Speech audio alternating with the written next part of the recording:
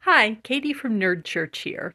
I wanted to offer a brief expansion and clarification to a statement that I made in a previous video in which I attempted to explain that according to the Catholic Church, members of the LDS Church and Muslims are in the same ontological category. Because upon further reflection, I realized that that is not a particularly comforting statement for people whose awareness of the state of Christian Muslim relations pretty much ends with the Crusades or, maybe the expulsion of Muslims from Spain in 1492. However, as you may have noticed from looking at the calendar, it's 2026, not 1226 or even 1826. And so I'm just going to lay out for you where we are now. It is the position of the Catholic Church as expressed in the Abu Dhabi Accords, which were an agreement signed in 2019 between the late and lamented Pope Francis and the head and the Grand Imam of Al Azhar, who is one of the leaders of thought in the Sunni world. He's not the Pope, but he's someone who is respected by the majority of Sunni Muslims. They sat down and wrote a document that started with the acknowledgement that all religions, languages, sexes, races, and colors are willed by God. Now, that doesn't mean that they're all equal or that all of their truth claims need to be equally respected. However, this also ties into the Vatican II document, Nostra Aetate, which I probably just mispronounced. I don't have very much Latin. Forgive me, I'm a bad Latin Catholic. Or rather, I'm a Roman Catholic, not a Latin Catholic. Okay, so that document, what it did was it said that the Catholic Church rejects nothing that is good and true in other religions.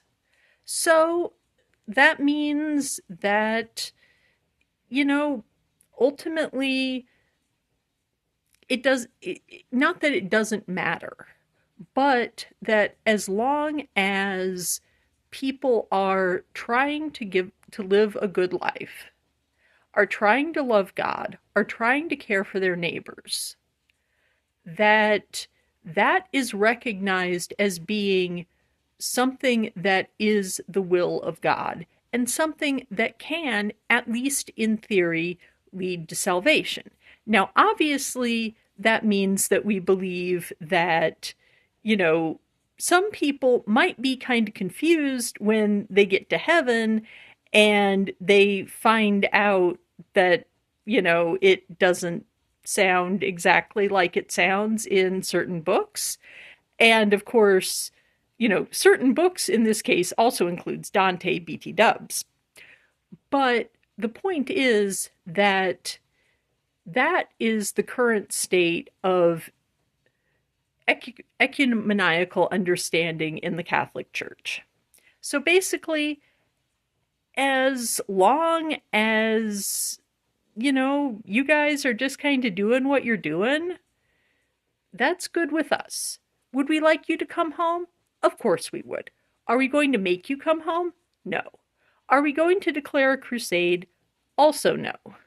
Although, as you may have noticed in my video on the Immaculate Conception, there are certain load-bearing Marian dogmas in the Catholic Church that I would humbly and sincerely ask you all to accept, because frankly, for us, hearing somebody talk about the virgin birth kind of gives us like not having happened gives, or Mary not having been perpetually a virgin, or some of the other things that like LDS theology has kind of flirted with about how maybe Jesus's conception might have happened, it gives us the same kind of weird tummy feelings that Orthodox Jews get when somebody attempts to say the Tetragrammaton. So, not saying our ideas are above criticism, but maybe, be a little bit careful. But the point is, it's all love. And we just want everybody to get along and be human in the best way that they can be human.